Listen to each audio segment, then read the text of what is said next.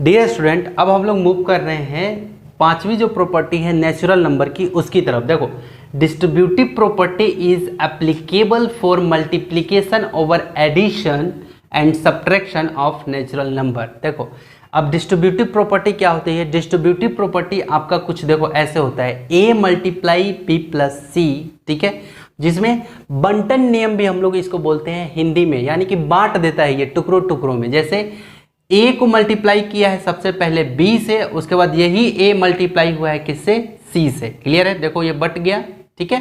तो distributive property is applicable for multiplication over addition and subtraction of natural number. Distributive property जो है वो केवल एप्लीकेबल है किसके लिए? मल्टीप्लिकेशन, ठीक है। मल्टीप्लिकेशन किसके? किस पे? मल्टीप्लिकेशन किस पे? देखो मल्टीप्लाई हुआ है किस पे? किस पे? एडिशन पे। क्लियर है?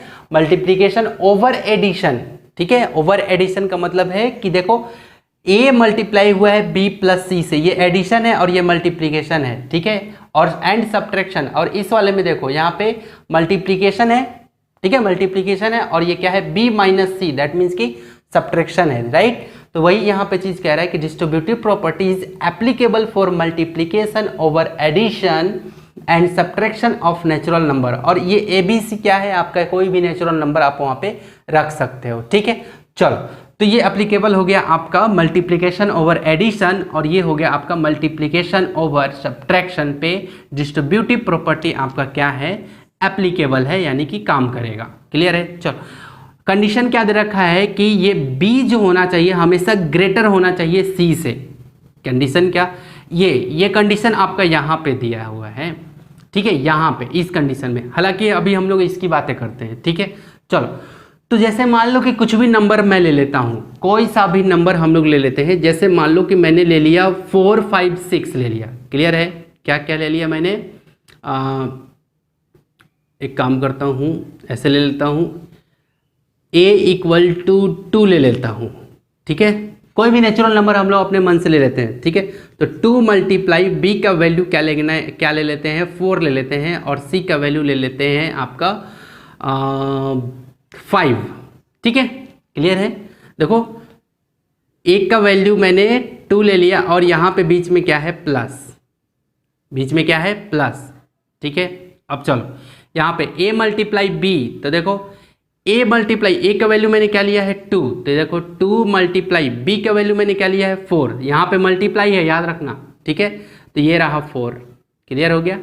प्लस, यहाँ पे प्लस दे देते हैं, ठीक है। ये देखो प्लस, तो प्लस दे दिया। ये क्या है? ये आपका डिस्ट्रीब्यूटिव प्रॉपर्टी ओवर एडिशन है ये, ठीक है, ये वाली चीज़, ठीक है।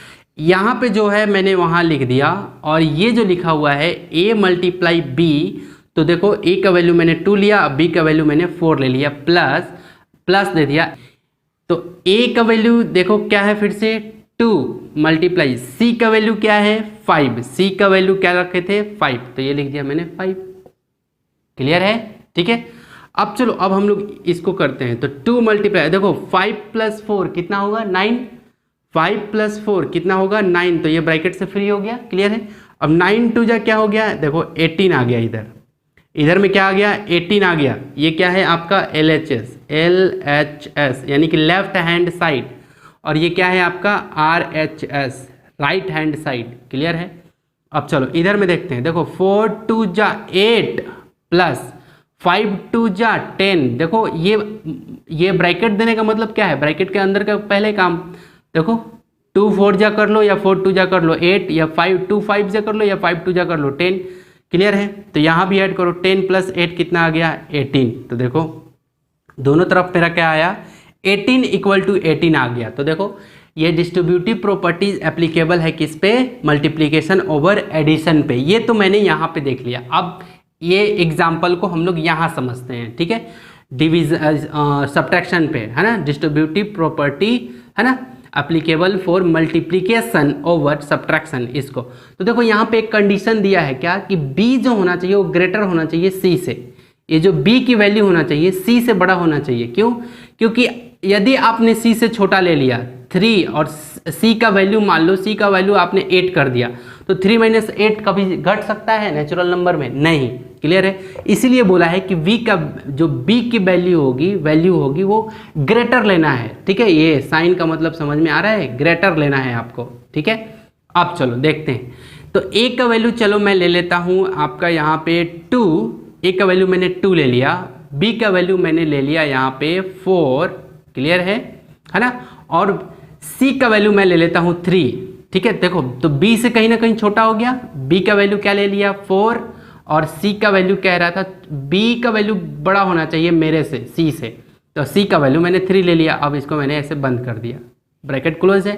अब चलो 2 यानी कि a मल्टीप्लाई होगा b से, यानी कि 2 मल्टीप्लाई होगा किससे, b से, तो यानी कि 2 मल्टीप्लाई होगा जो शुरू में लिखा हुआ है 4 से, तो ये रहा 2 मल्टीप्लाई 4 हो गया माइनस, ठीक है। अब क्या ये माइनस दिया है तो मैंने माइनस लिख लिया। अब क्या कह रहा था कि a मल्टीप्लाई c, यानी कि a और मल्टीप्लाई c कहाँ है, ये है, तो ये रहा आपका a का वैल्यू क्या है 2 मल्टीप्लाई c का वैल्यू आपने क्या बनाया है 3, तो ये रहा 3 हो गया।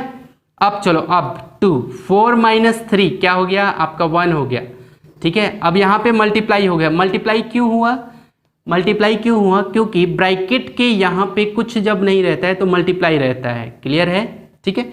यहाँ भी आप देखो क्लियर है, हालांकि वैसे यहाँ पे दिया हुआ था ऐसे कुछ मल्टीप्लाई, ठीक है। तो 2 मल्टीप्लाई ये 1 हो गया इक्वल टू, तो 2 इंटू 1 क्या हो जाएगा 2 हो जाएगा, 2 इंटू 1 क्या हो जाएगा 2। अब इधर में चलते हैं, ये आपका LHS था और ये आपका क्या है बेटा RHS, क्लियर है। तो देखो 2 4 जा 8 माइनस 3 2 जा 6, क्लियर। तो देखो 8 में से 6 गया 2, तो देखो दोनों तरफ क्या आ गया, LHS में भी 2 आया और RHS को भी जब सॉल्व किए तो भी 2 आ गया। इसका मतलब यही हुआ कि डिस्ट्रीब्यूटिव प्रॉपर्टी जो है ये अप्लीकेबल है किस पे, multiplication over addition and subtraction पे। बातें समझ में आ रही होंगी, क्लियर है। तो इसको करना क्या है, इसको आप अपनी डायरी में बहुत ही अच्छे से, आपका जो नोटबुक बन रहा है उसमें अच्छे से इसको नोट डाउन कर लेना है, राइट। इसलिए मैं थोड़ा सा इधर आ जाता हूं ताकि आपको अच्छे से स्क्रीनशॉट या जो भी आप ले सके, राइट। तो अब हम लोग मूव कर रहे हैं नेक्स्ट प्रॉपर्टी की ओर, जो कि बहुत ही ज़्यादा इंपॉर्टेंट है आपके लिए, तो मूव कर। डियर स्टूडेंट, आप यहाँ पे देख सकते हो कि हम लोग प्रॉपर्टी नंबर 5 की तरफ मूव हो गए हैं, 6 की ओर। तो प्रॉपर्टी नंबर 6 क्या कह रहा है कि इफ़ वी मल्टीप्लाई और डिवाइड अ नेचुरल नंबर, ठीक है, अगर किसी नेचुरल नंबर को मल्टीप्लाई या डिवाइड किया जाए बाय 1, यानी कि 1 से या तो मल्टीप्लाई करो या तो डिवाइड करो, then the value of that number will be not change. तो उस नंबर का वैल्यू में किसी तरह का कोई चेंज नहीं आएगा, किसी तरह का परिवर्तन नहीं आएगा, क्लियर है। तो देखो एग्जाम्पल से हम लोग यहाँ पे देख रहे हैं, ठीक है। जैसे अगर मैं यहाँ पे देखो एग्जाम्पल दे रहा हूँ, जैसे मान लो कि मैंने यहाँ पे एक ऐसे मान लो कि a ले लिया, a मल्टीप्लाई करो 1 से तो क्या होगा आपका a ही आएगा, ठीक है। ये मल्टीप्लाई वाला कह रहा हूँ, ठीक है। तो देखो 1 से मैंने क्या किया है, यहाँ पे 1 से क्या किया है, मल्टीप्लाई किया है, क्लियर है, ठीक है। तो अब a की जगह पे कोई वैल्यू रख लेते हैं। देखो 4 मल्टीप्लाई 1 करो तो क्या आएगा, 4 ही आएगा। देखो a मल्टीप्लाई 1 किया तो a ही आया, उसी तरह से 4 मल्टीप्लाई 1 किया तो देखो 4 ही आ रहा है। वही चीज़ कह रहा है कि इफ़ ए मल्टीप्लाई, है ना, मल्टीप्लाई अ नेचुरल नंबर, तो ये 4 क्या है, नेचुरल नंबर है मेरा। तो यही नेचुरल नंबर में अगर 1 से मल्टीप्लाई कर रहा हूँ तो हमें क्या मिल रहा है, नेचुरल नंबर मिल रहा है, ठीक है। उसी तरह से अभी मल्टीप्लाई का देख रहे हैं, क्लियर है। अब देखो ये और भी नेचुरल नंबर ले लो, कोई सा भी, जैसे नेचुरल नंबर आप 36, 38 या 442 ऐसे ले लो। 442 ले लिया मैंने और मल्टीप्लाई कर लो 1 से, तो इस नंबर को, इस पूरे नंबर को आप 1 से जब मल्टीप्लाई कर रहे हो तो क्या आएगा, 442 आएगा। क्यों, क्योंकि आपको पता है कि कोई भी नंबर को 1 से मल्टीप्लाई करने से वही नंबर आता है, क्लियर है, कोई तरह का चेंज नहीं होता है उसमें, ठीक है। तो ये था आपका मल्टीप्लाई का। अब हम लोग देखते हैं किसका, डिवाइड का भी बोला था, है ना। अभी मल्टीप्लाई का देखें, डिवाइड का भी। चलो देखो जरा, यदि a को डिवाइड कर रहे हैं किससे बेटा, यहाँ देखो a कोई नेचुरल नंबर है, ठीक है। a डिवाइड कर रहे हैं अगर 1 से, ठीक है। कंडीशन नंबर ये फर्स्ट था, ठीक है। कंडीशन नंबर फर्स्ट मल्टीप्लाई का, ठीक है, मल्टीप्लाई का, क्लियर है। और ये डिवीजन का है, ठीक है, कंडीशन नंबर 2। तो देखो a डिवाइड अगर 1 किया जाए तो हमें हमेशा क्या मिलेगा, a ही मिलेगा। कैसे, जरा देखो, एक जगह पे कोई सा भी नेचुरल नंबर ले लो, जैसे मान लो कि मैंने ले लिया 6, तो 6 डिवाइड 1 तो मेरा आंसर क्या आएगा 6। क्लियर है। आगे और भी देखो, जैसे 42 ले लो, 42 भी नेचुरल नंबर है, ठीक है। तो 42 डिवाइड 1 से डिवाइड करो तो क्या आएगा 42 आंसर हो जाएगा, ठीक है।